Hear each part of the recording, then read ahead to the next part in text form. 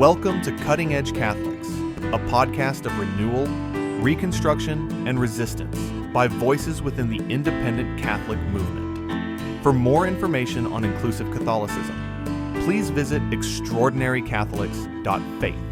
And now, meet your hosts, Reverend Dr. Trish Sullivan-Bonney and Reverend Dr. Jayme Matthias. Welcome to Cutting Edge Catholics, a podcast of renewal, reconstruction, and resistance. I'm Father Jayme Matthias. I am Reverend Trish Sullivan-Bonney. And today we have a very special guest, Reverend Trish. Well, I'm very excited to introduce our greater community to one of the women leaders in our movement who I have come to greatly admire. So I'm delighted to welcome Shanon Sterringer to our podcast today. We have met through mutual friends and have connected on and off over the last few years.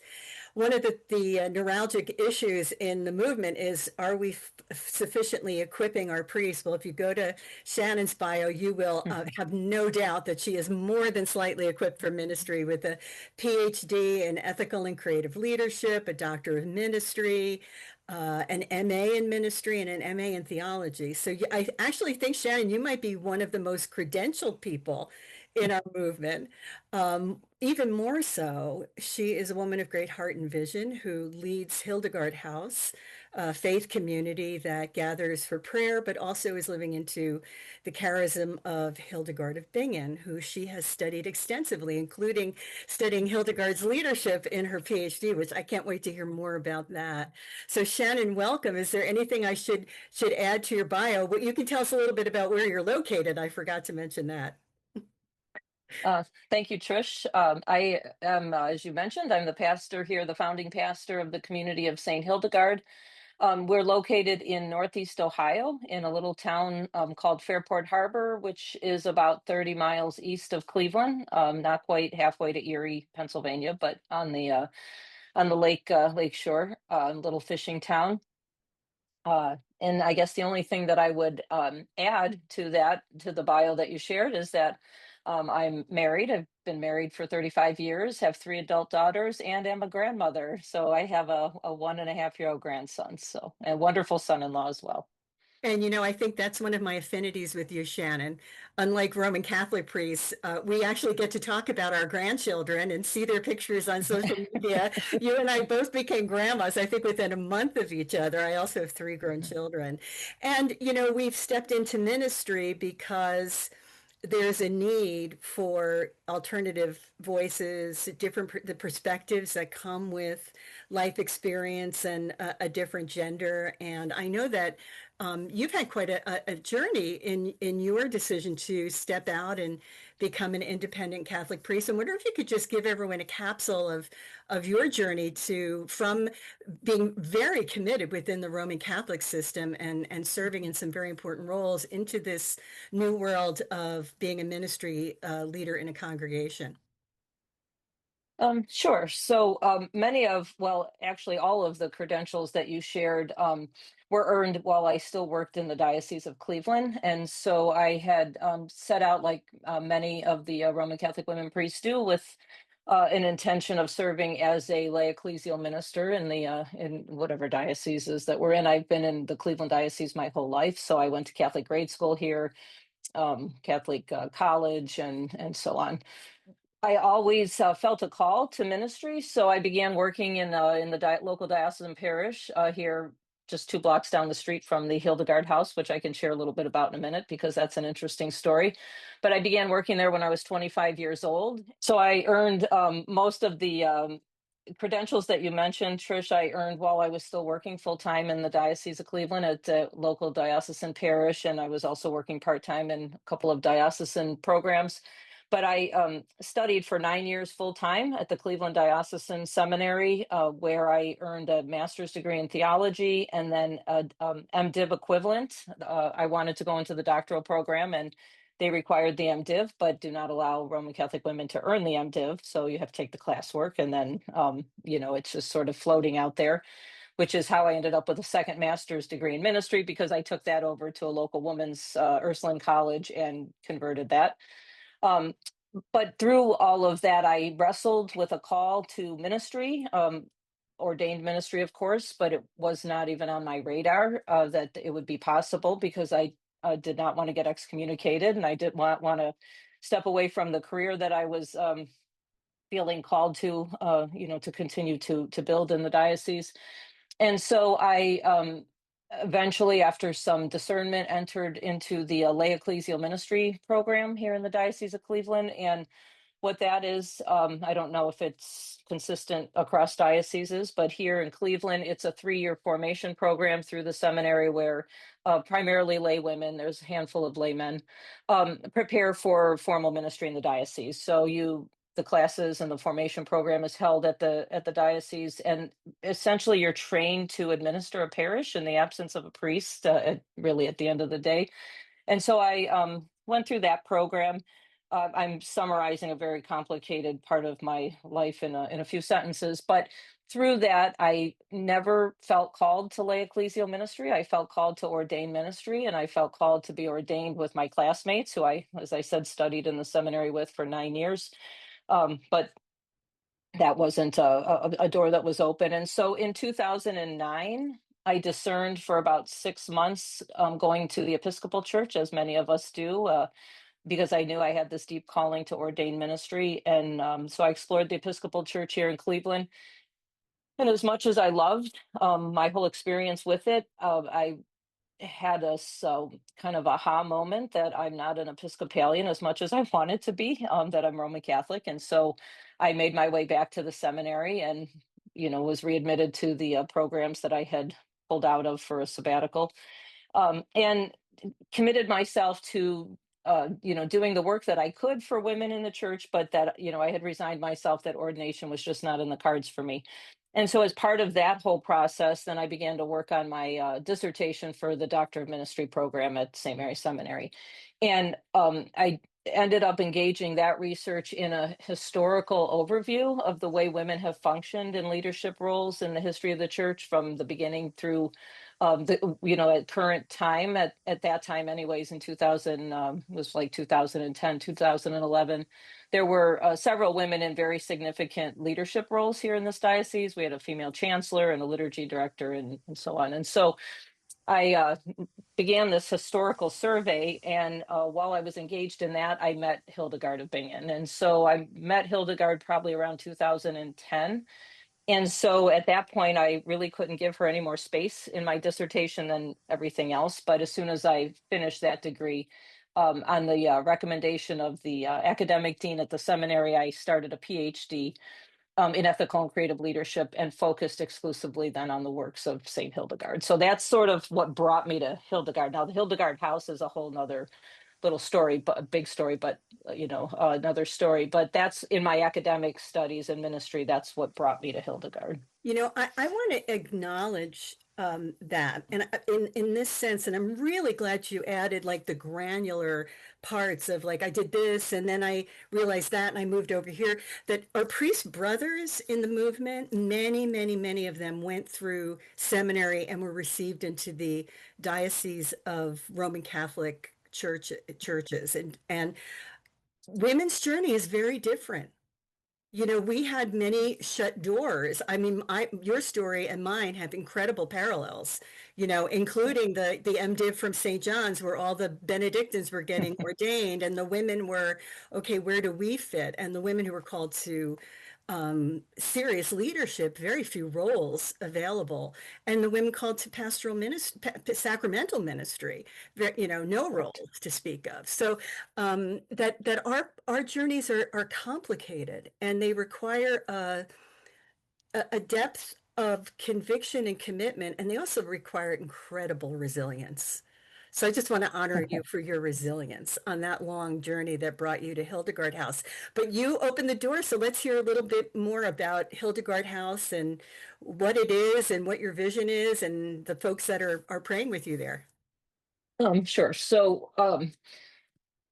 the way the Hildegard Haus came to be is a very kind of, I don't believe in coincidence. I believe in synchronicity and divine order. And certainly this was something that had been unfolding probably for most of my adult life. But sometimes, we have 2020 hindsight, but we can't see it, of course, when it is unfolding. So the Hildegard House exists in what was previously St. Michael's Byzantine Catholic Church. So it was built in 1926. So actually this year the building will be 100 years old. And in Fairport Harbor, which is a town of about 3,500 people. Now we're close to big areas. And like I said, we're only about 30 miles from Cleveland. But Fairport Harbor itself only is about 3,500 residents.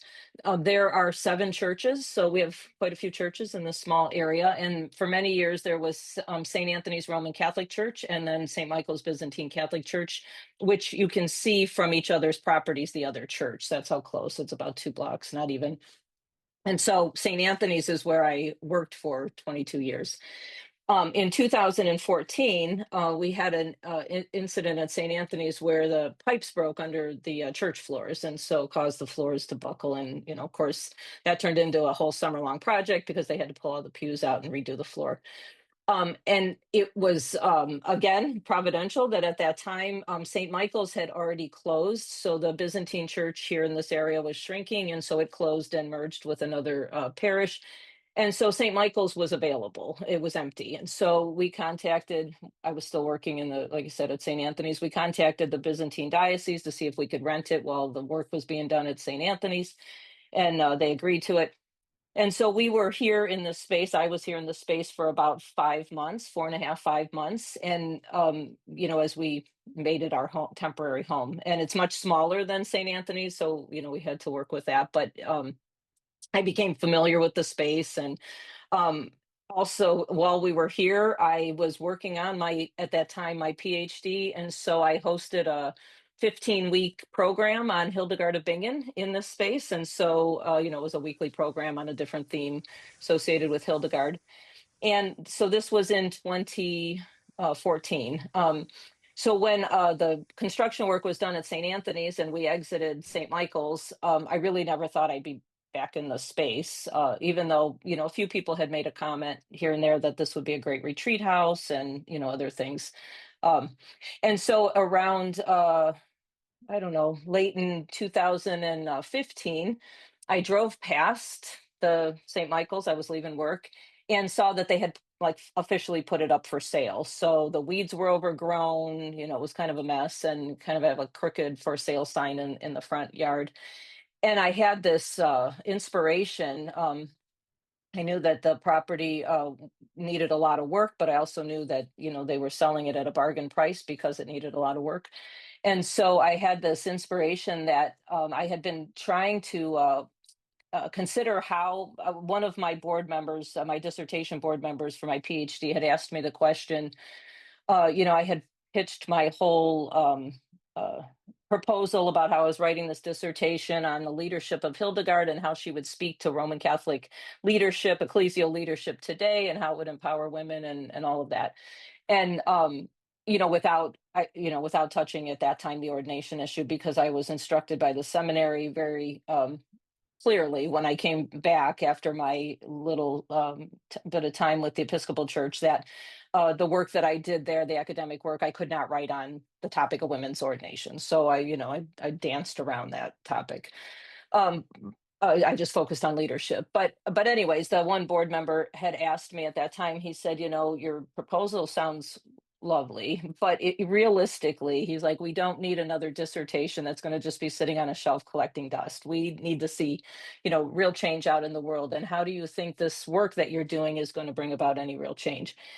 And I said, I don't know. I've got to think about that. And so that's kind of where I was at when I drove past and saw the for sale sign. And I had this kind of this inspiration that, to purchase the property, create a retreat house from it, where we could bring the charism of St. Hildegard to the wider world, where maybe it could be used by diocesan parishes, which it was for a little bit, as well as the ecumenical community. And we used it for concerts and art events and just any way that we could foster creativity and bring her charism. We have beautiful herb gardens, so we host a lot of programs on herbs and all of that stuff that's connected with Hildegard. And so I called my husband at work and I said, I think we should put a bid on the St. Michael's property. And you could hear a pin drop on the other end of that call. And he responded and said, are you going to be home for dinner? And I said, no, I don't think you heard me. And he's like, no, I heard you. I don't even know what you're talking about. And so, anyways, long story short, I called my uncle next, and I said, I think we should put a bid on the St. Michael property. And my uncle said, you know what, let's do it. And so, with my uncle's help, then we put a bid on this property. And so, really, the vision at that time was that the property was going to be the practical application of my doctoral work, on bringing Hildegard's charism to the world. And it was for about 2.5 years, from 2016 to the end of 2018. And during that time, again, I had resigned myself to the fact that I was not going to be ordained. It wasn't in the cards for me. And this is the work that I was committing myself to do. But when God calls, God calls. And just that things kept happening in my life with the diocese and with my diocesan ministry that kept pushing me like closer and closer where I ended up. And so eventually in late 2018, something happened within the diocese that it just made it clear, it became clear for me that it was time that I, had tried my best to stay within the institution, to function with integrity, to play the game properly, if you will, and that God just had other plans.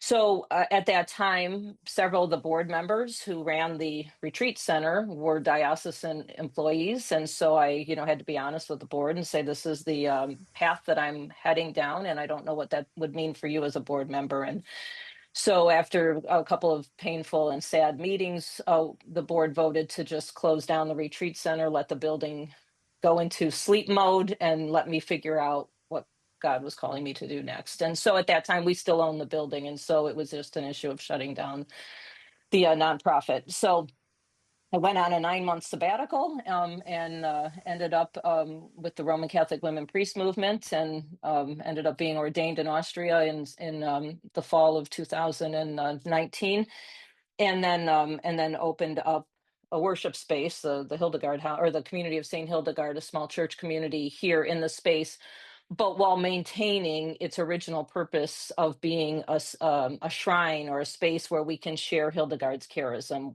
So we really have two things going on here. And I wear both hats at this point. Maybe in the future, when it's time for me to retire, we'll have to think about, is that going to still be one hat or two hats or two leaders? But we have the shrine, which is still dedicated to promoting the charism of Hildegard, and we do concerts and workshops and seminars, and we have herb gardens, all those things where we can make Hildegard accessible to people. But then we also have our worship community, which, we gather for Eucharistic liturgies and rosary and Bible study and all those good things. So the community is, it's strong. I mean, we're small, but it's certainly strong and stable. And that's, I went through a very difficult, which is another story, but went through a very difficult excommunication process with the Diocese of Cleveland. And I always like to say that deep roots don't pull up easily. And I had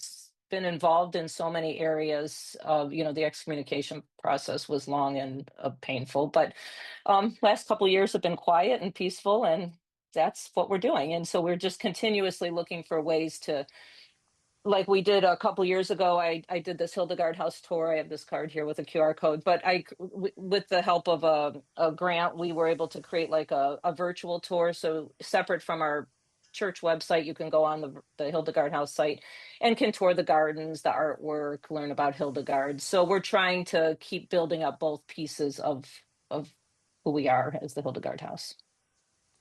Reverend Dr. Shanon, what a delight to have you with us here today. I really feel a kindred spirit with you, and I have different feelings around my heart today. But before I speak about that, I just want to share about this cautionary tale that you shared with us about your purchase of St. Michael's, because I grew up some 2 hours west of you in Seneca County, Ohio, where the Roman Catholic Diocese of Toledo now would rather raise churches, would rather bulldoze them than to see them be sold to non-Vatican expressions of Catholicism. So, whether it's in Cleveland at congregations like St. Peter's and Hildegard Haus, or in Detroit with a congregation like St. Anthony, it saddens me that history is being lost for Catholic communities, especially in places like Northwestern Ohio, because the vision of folks in leadership positions within the church are just so myopic. And I heard that in your story as well. It saddens me. Some of the feelings that I have on my heart as I listen to you is just deep sadness that you are not being able to earn a Master of Divinity, at you're not being able to write on women's ordination, at the difficult excommunication process that you had to endure. There's just something evil or sinful in all of this, if we could just call it that. And what I'd like to suggest is that I'm reminded of a story of a dear friend at the Washington Theological Union in Washington, D.C., and this has been more than 25 years ago now. But in a class of 17 students, we were studying the theology of the presbyterate. And as I looked around the room, I thought to myself, if there is one person in this class who should be ordained, it is her. Not him, whose motto was, "Give me a B and set me free," but she was so sharp and dedicated to the church and went on to earn her doctorate in systematic theology. And there are lessons to be learned here about the gifts that our sisters bring to the church that have not been recognized by the strictures and structures of Rome. And it's beautiful to see you and Reverend Trish and so many others who are living out the vocation to which God has called y'all. So having said all that, Reverend Dr. Shanon, I just want to ask this question. Since Yes. you name this project that you have there in Fairport Harbor after Saint Hildegard, tell us a bit about Saint Hildegard for our listeners who may not know so much about Saint Hildegard. Tell us who this was and how it is that she has inspired you, and how it is that perhaps she might inspire others as well. Oh, sure. So Saint Hildegard was a 12th century German Benedictine. She wasn't really an abbess. She's often described as an abbess, but there are, back to this sad uh, cautionary tale you just shared, even for medieval women, there were different canonical faculties that were granted to an abbess as opposed to a leader, a magistra, as she was called. And I think Hildegard was so intimidating in her day to the powers that be. She was never granted full abbess, and that's I talk about that in a lot of other places in terms of what the implications of that are. But I'm just, for our purposes, I'm going to call her an abbess because she should have been an abbess. But she was an abbess. She was a mystic, a visionary, musician, an herbalist, politician. One of my favorite collections of her writings are her letters. Her letters often are overlooked because, everybody's drawn to her music or her theology, or most popular right now really is her herbal healings. But her letters, much like the letters of St. Paul, are, written to different places to address issues, whether she's writing to the Pope or, a fellow sister or a bishop, whoever she's writing to, a layperson. Some of them are written to.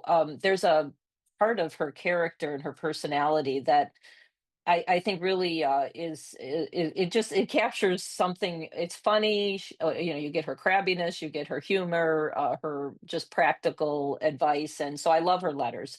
But so Hildegard was, as I said, she was 12th century German Benedictine.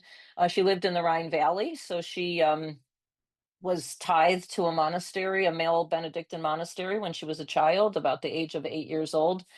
And then she set out second half of her life. I won't get too detailed, but the second half of her life, she set out and built two of her own monasteries. The first at Rupertsberg, and then the second one across the Rhine River in Eibingen. And so from these monasteries, she continued to do her writing. She received permission from the Vatican, well, the Pope at the time wasn't the Vatican, but from the Pope to continue writing. And so she published, several theological works, and as I said, this whole body of writings, thousands and thousands of pages of writings. But while she did that, she also went out on preaching tours, and she went to Cologne and Trier and preached, and we have correspondence from the clergy in those areas asking for copies of her letters because they were so moved by her, her preaching. And so she was just this amazing 12th century. She's often referred to as a polymath, but just this. There was almost any area that speaks, I think, to people of faith today. Hildegard had her finger in it in some way, shape, or form. She was very holistic, and so she found a way to weave together mind, body, spirit in her understanding of God. Reverend Dr. Shannon, it seems you have to speak of the persecution that she received as well. So she stands in this long line of persecuted women within our own inclusive or independent Catholic movement. We have the model of courage of the nuns of Port-Royal des Champs in France, for instance. And my question for you becomes, I think what most impressed me about Hildegard's story was that when you came to our inclusive Catholic summer school, maybe 2 years ago now, you shared of the story of how this institutional church withheld its sacraments from her and her community. So for our listeners who may not have heard that story, can you help to pull back the curtain and to help us to see how it is that she, like many of our sisters throughout history, have she experienced her own bit of persecution at the hands of the church? Absolutely. And that actually connects with the whole conversation around an abbess. Around, the Middle Ages, it was starting to wind down and even, not be permitted anymore around the 12th century. But up to that point, abbesses had faculties, for example, to be able to hear confessions, especially within their monasteries, and how that exactly worked. If there was an infirmary there, maybe it varied from place to place, but they did have those faculties. So near the end of Hildegard's life, the persecution that you mentioned, she was placed, she and her entire monastery, under an interdict. So not as serious as excommunication, but pretty close. She still, couldn't receive sacraments, and they were forbidden to sing the Liturgy of the Hours. And for Benedictines, that's the life source of their daily prayer. Um, and so, the controversy arose over. The fact that she buried an excommunicant in the monastery grounds. And at that time, somebody who was excommunicated could not be buried in consecrated ground. She claimed that he had been properly reconciled to the church. The powers that be didn't agree, and so they wanted the body exhumed. And so it turned into this standoff. This is, it's not uh, it's speculation to some degree, but I think it's well informed speculation that possibly what had happened was, because abbesses at that time were still in some places having the faculties to hear confessions, and she had an infirmary. Um, I assume she probably reconciled him to the church and then felt he was good to bury in the grounds. And so I think it really became a battle over who had the authority to reconcile him, not had he been reconciled or anything like that. And the reason I say that is because she wrote near the end of her life. It wasn't her last letter, but it was probably like at least the ones we've have, preserved, maybe the second to last. She wrote a scathing letter to the prelates in Mainz, of course, telling them that, she was unjustly and her sisters under this interdict, and that, and I'm paraphrasing here a bit, but not much, that, God has a special place for those who silence his angels, which, of course, not being allowed to sing the Liturgy of the Hours, the sisters were unjustly silenced in Hildegard's opinion. And so, she personally delivered that letter, but the interdict wasn't immediately lifted. It wasn't lifted till a short time afterwards, when her friend, who was the Archbishop in Cologne, Philip, and this is again part of the collection of correspondence we have, which is why I love her letters, or the collection of letters. But he, in another letter she wrote, it was pointed out that he wrote a letter in support of the situation, affirming that the confession was heard by a proper priest, or however it was worded. And so essentially Philip had to, to come to her defense and say, no, he was properly reconciled. So my personal opinion is that whole event unfolded because over faculties, and even though Hildegard would not have ever assumed to have consecrated a Eucharist, it was the 12th century, and, she does speak about that a bit in Scivias. abbesses did have faculties for other sacraments like confession and reconciliation. So that I always felt that that was really what happened with that, is that Hildegard was assuming the role of an abbess and she didn't quite have those faculties. So I can see how she might inspire an independent Catholic woman priest of our era. I lead a conversation group with a bunch of women elders, and over Advent we did a few weeks with the women mystics. We did a different person each time, and most of these gals are in their 70s and 80s, and I have to say that, not being a trajectory of my academic work, I too was wowed by how the forthrightness of some of these great saints in speaking truth to power. That they were not. I mean, Catherine of Siena is very, very bold in what she has to say to the Pope, and so we tend to think, well, oh, these women now, these Shannons and Trishes and all these other people, they're outliers. Well, no, we're actually standing on the shoulders of these, amazing women. I don't know a lot about Hildegard. I know that superficial thing that you all get. Oh, well, she was a composer and da, da. But I'm wondering about her charism. Like, if you were going to characterize what the charism of Hildegard is, as you've like dove into it intellectually, but also so clearly from your heart. Your heart is so clear in this. What are those qualities that she embodied that you think are really relevant for, all of us today, but maybe even in a special way, the women who are leading in the churches? well, as a 12th century, Benedictine and a German, she was formed by that worldview. And so, in many ways, she was very traditional. She often is depicted as being quite a bit more radically feminist than I think we could properly say she was for the 12th, for her era. She was certainly, a strong woman and pushed boundaries, and definitely did not measure her words when she was pushing back against the hierarchy or any kind of unjust systems. Not just the hierarchy, but there we have a letter, for example, that she wrote to her friend Frederick Barbarossa, the Holy Roman Emperor, and she was he would consult her at times, and she told him he was acting like a baby. I mean, and a child, I think the letter says. There's not a whole lot of people that can get away with calling an emperor, tell me he's acting like a child, and not be killed for that or punished in some way. But he respected her, and so she embodied this strong, authentic personality that, even in her unwillingness to be meek and mild, which was often expected for women, well, it's still expected in some ways, but she was, she carried herself in such a way that commanded the respect of even people like the Holy Roman Emperor Barbarossa.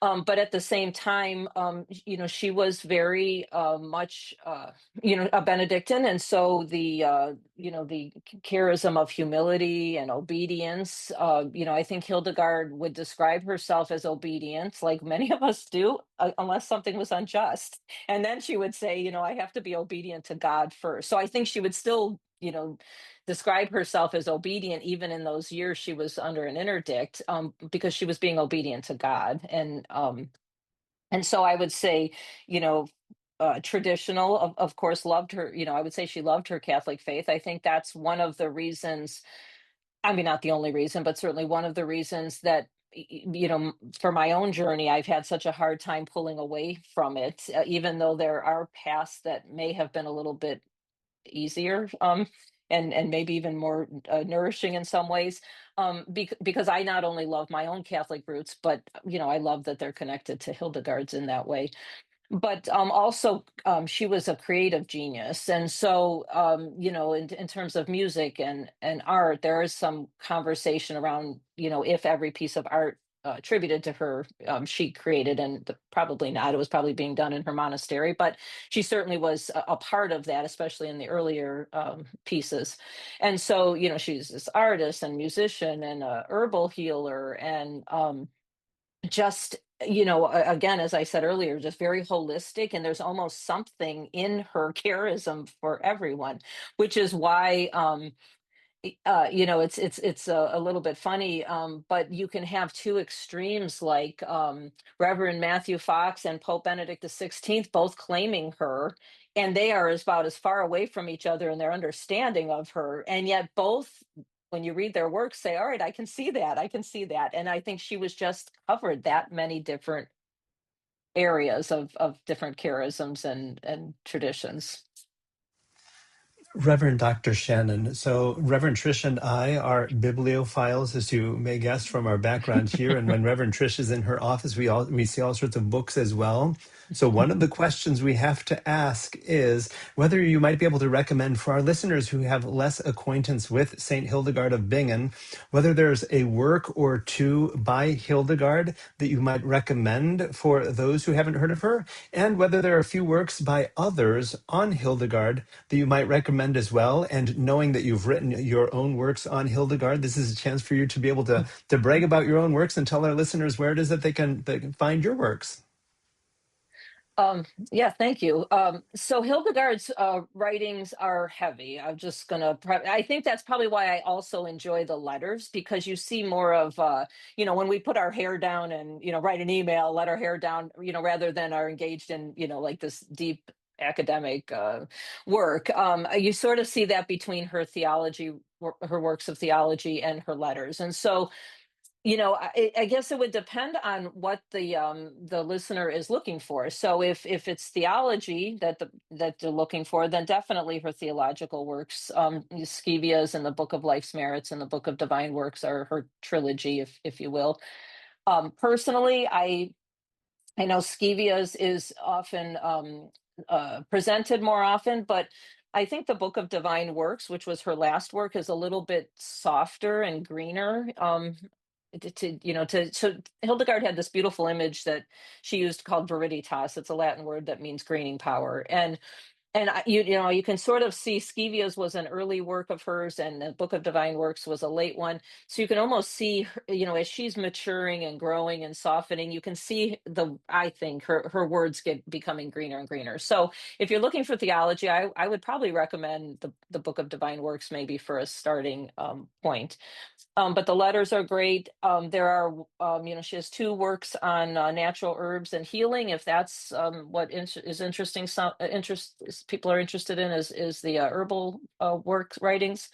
However, she was 12th century medical physician, if we can even call it that, at this time. And so it has to be read through a contemporary lens. You can't just take medieval medicine and seamlessly apply it. So there have been quite a few writers. I'm thinking Dr. Victoria Sweet, for example, and Dr. Vigard Strelo, who are modern medical doctors or herbalists who have taken her works. They're both medical doctors, and tried to reinterpret them through a 21st century scientific lens. So I would just kind of preface any of the herbal works with maybe also pick up a contemporary commentator like Dr. Victoria Sweet.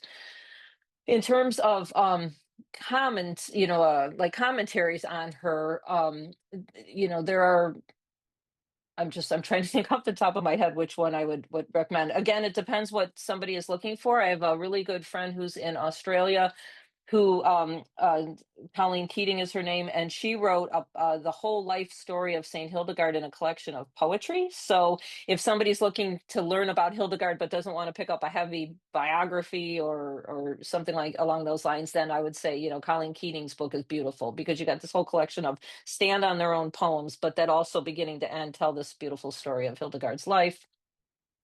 And so there are Episcopal priests, Reverend Dr. June Boyce Tillman, who wrote a wonderful work on the creative spirit of Hildegard. I'm working through on a program I'm offering that I'm using the work of Dr. Margaret Fassler she's from Yale, and also I think she's also at the University of Notre Dame. But I think she's a music professor, but she took Hildegard's visions and her understanding of creation and the fall and put them into a planetarium show. Tremendous. I had an opportunity to actually see it in Berlin this past January when I was there. And so if the cosmos or or Hildegard's understanding of kind of the relationship between creation and the fall and the cosmos, somebody like Dr. Margaret Fassler would be a good one. So the recommendations are just endless. So in terms of the two books that I wrote on Hildegard, this one here is just a small little, it's a part of a big series at Fortress Press on it used to be called the 40-day journey. It was a Lenten series, and then they changed it to 30 so people could use it throughout the calendar year. But Hildegard joins a whole list of other spiritual leaders in this collection. But this is just 30 days where it's just one little excerpt from one of her letters, and where you can journal and sits within a little bit of theological reflections, and it's intended to be read over the course of 30 days. But then I wrote a few years ago this book here, Forbidden Grace. So this is my memoir of my journey to the priesthood, but I wrote it together with the story of Saint Hildegard, both how she journeyed with me, but also where I saw parallels. For example, her being under interdict and me being excommunicated. There's there's a parallel there. I don't know if mine will be lifted before I die, probably not, but nonetheless, we can draw some parallels.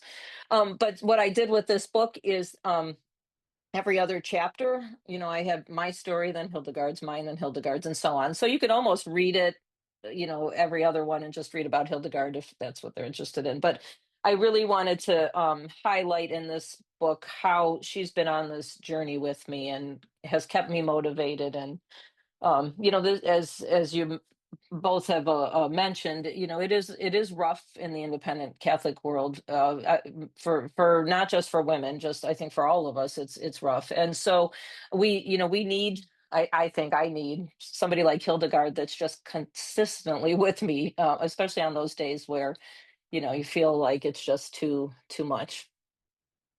So those are the recommendations. Just again, I missed many because there are just some really wonderful books. I have an entire library of Hildegard commentaries, but that's where I would suggest starting. Well, I'm very moved by this image of Shanon and Hildegard as companions.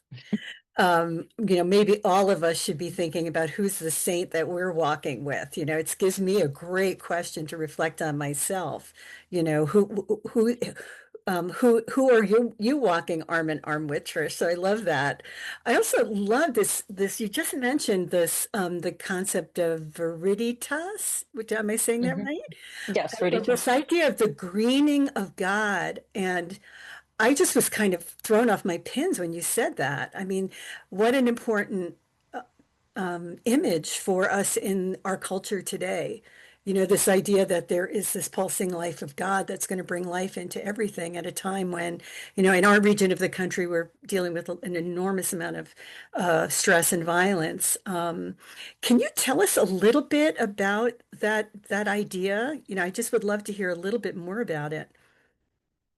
Sure. So for Hildegard and others used Pope Gregory the Great used this concept of viriditas, not in the same way Hildegard did, but she was very familiar with his homilies, because his homilies were, I believe, 5th, 6th century, if I'm not my dates wrong. And so Hildegard, a friend of mine, uh,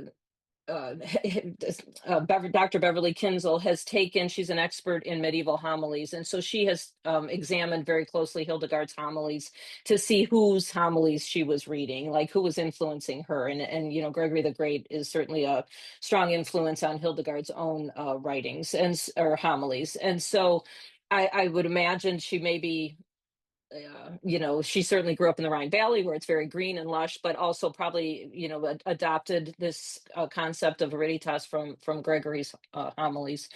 But what Hildegard does is she takes it to another level, like she always does. And so rather than it just being the greening of nature, for Hildegard, viriditas is it's the mind, body, and spirit. So she even talks about things like sin through this lens of, viridity or dryness. And so she has well, she's, viriditas appears in many different ways that forms in her writings. But she has this statement where she said there is a power in eternity and it is green.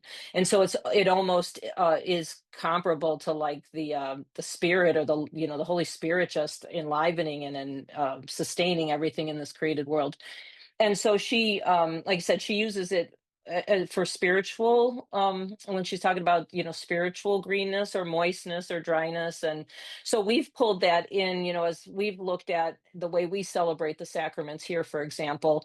I try to pull in as much of this charism of Hildegard as possible. So, for example, for Lent, rather than focusing so much on, how are we sinners? We are sinners, but, rather than it being a negative focus, focusing more on, where is our viridity waning? Like, where are we feeling dry and arid? And what do we need this Lenten season to regreen and remoisten and renew that? And so it's, we're not ignoring the fact that we're sinners. We're just looking at it more of in a need of healing, as opposed to, a negative lens. And so, that's just one small example, but I've tried to take this deep, rich concept she developed of Viriditas and weave it into our sacramental celebrations, and just the way we see our journey, because our journeys are kind of this ebb and flow always of being green and then dry and green and then dry.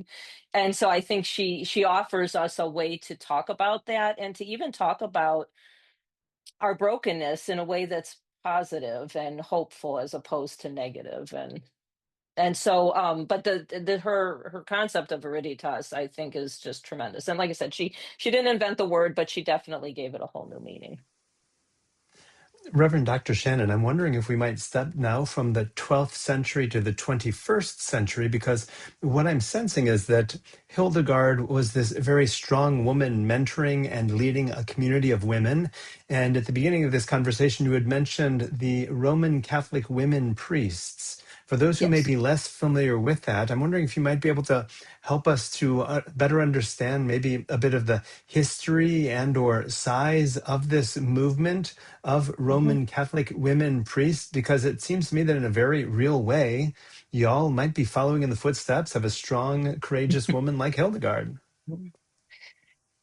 Yeah. So, the Roman Catholic women priest movement. So I do want to preface with the Roman Catholic Women Priest movement was formed in 2002, but that there were Roman Catholic women who were ordained before that in independent Catholic contexts and in Old Catholic contexts before 2002. But the movement itself, the Roman Catholic Women Priest movement, began in 2002 on the Danube River with seven women. All German and Austrian born. Now, Reverend Dagmar Celeste, who lives here in the Cleveland area, was on that ship, but she's still Austrian born, and she was living in Ohio at that time. She still is, but anyway, so it really began as a European movement of seven women who broke canon law and were ordained. They chose to be ordained on a ship on the Danube River between Austria and Germany, as to so that the ordinations wouldn't take place in anybody's jurisdiction. So, they wanted to get them out on the water. So I think the nuncio in Austria still was waiting with excommunication papers for them, but nonetheless, the event itself took place outside of anybody's actual district or diocese. From that time, so the one of the women who who really organized the Danube Seven, the mother of the Danube Seven movement, is Bishop Christine Meyer-Lumitzberger. She is still in Austria, and she was actually one of my ordaining bishops in 2019. So I was ordained by a bishop from both the Roman Catholic Women Priest movement and also the Association of Roman Catholic Women Priests.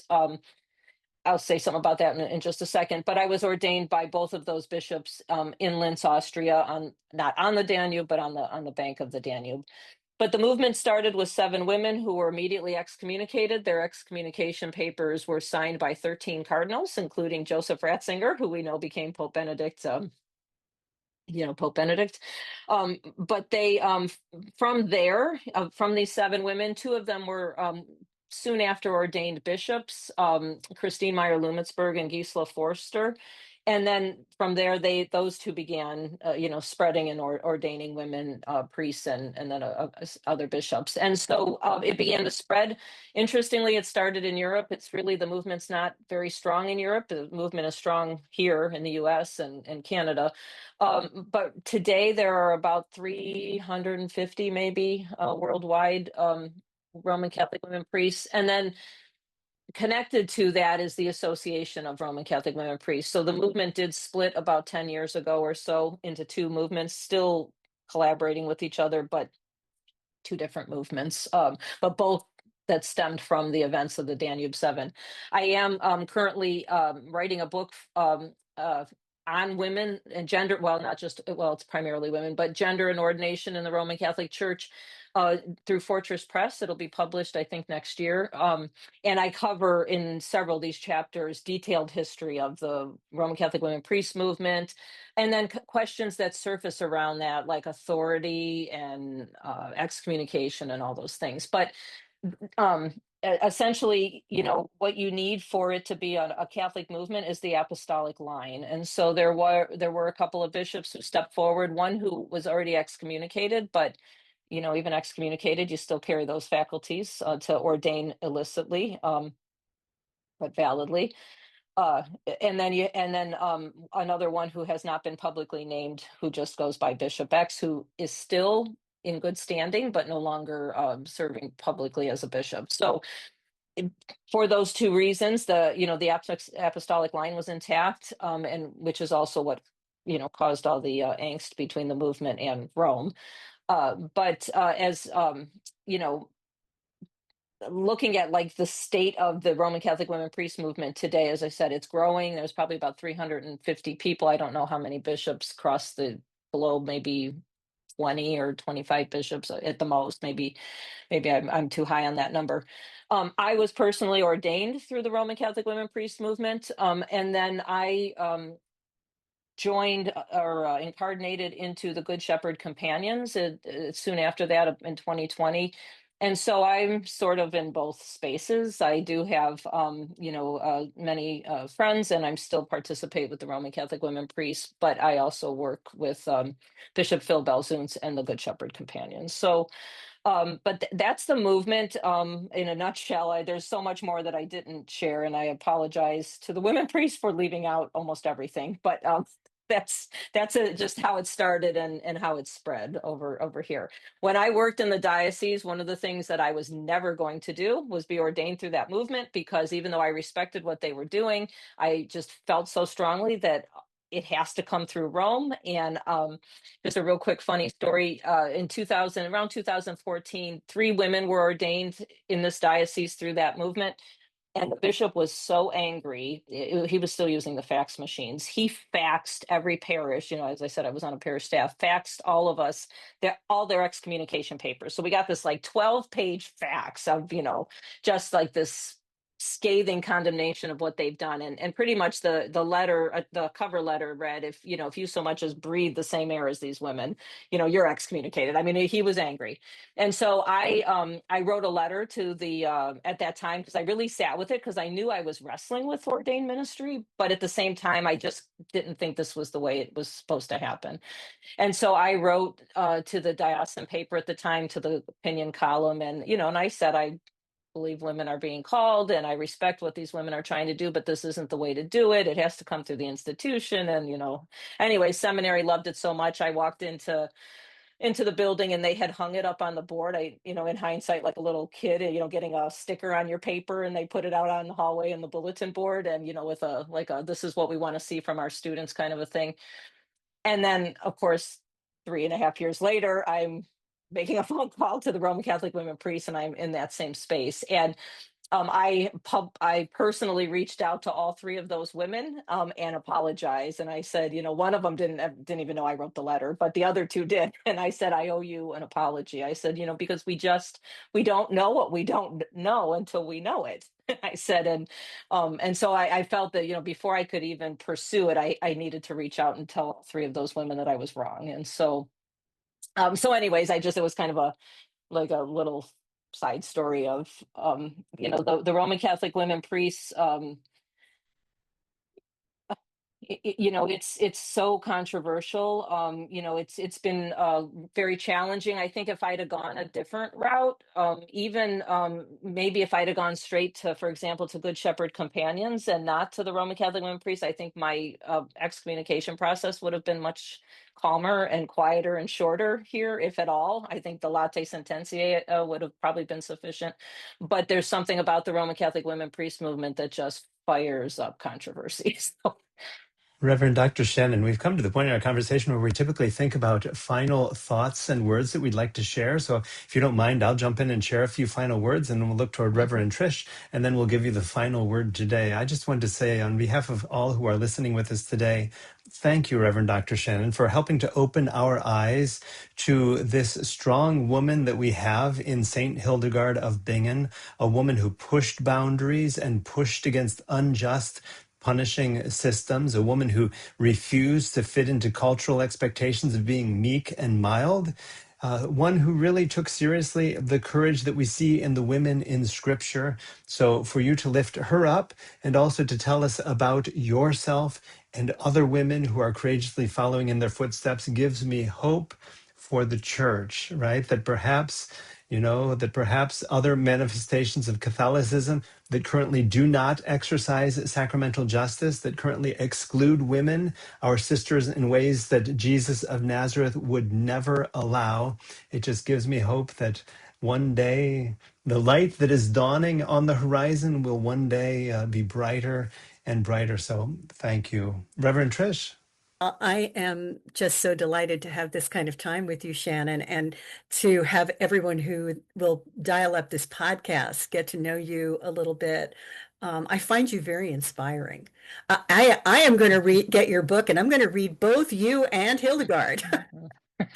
Because, I sometimes, with people like you and me and Jayme too, we feel like we're outliers, we're writing out into this unknown and we're trying to create something, but to sit back and say, wait a minute, there have been people before us, really great figures in the life of the church who deeply loved the tradition and challenged it.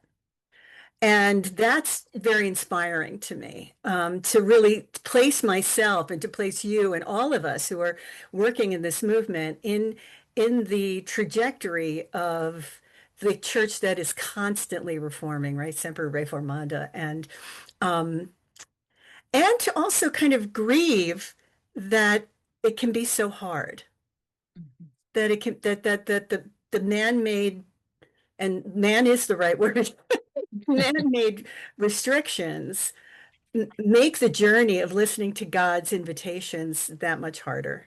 So it's just been delightful to be with you, and to get a little snippet of who Hildegard was, and also to get to know you better. So you actually get to have the final word. Or do you have any last things to share with Jayme, myself, and our listeners?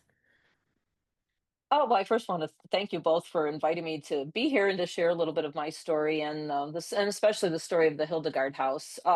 Would encourage the listeners to please jump on and check out the tour. Just check out the space if and if there's ever anything you want to talk more about or you have questions on anything in the space, please feel free to reach out to me.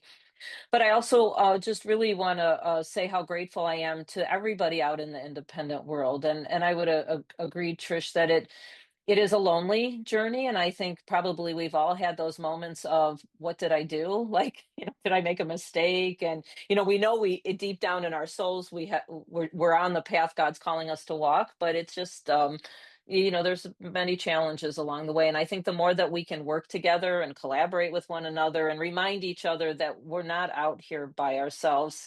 We not only need the saints like Hildegard to walk with us and encourage us, but we also need each other. And so I appreciate opportunities like this where we can be visible in the same set of boxes that, there's so many parallels between all of our stories and our work. And I think the more we can draw on that and build community together, I think is really important. Thank you, Reverend Dr. Shanon Sterringer, an author and scholar on St. Hildegard of Bingen and founding pastor of Hildegard Haus in Fairport Harbor, Ohio. Check out their virtual tour at hildegardhaus.com. A big thank you as well to all of our listeners. Thank you for joining us for Cutting Edge Catholics, a podcast of renewal, reconstruction, and resistance. I'm Father Jayme Matthias. And I am Reverend Trish Sullivan-Vani. Let's honor the legacy of Hildegard. Thank you for joining us for Cutting Edge Catholics, a podcast of renewal, reconstruction, and resistance. For more information on inclusive Catholicism, please visit extraordinarycatholics.faith. Keep the faith.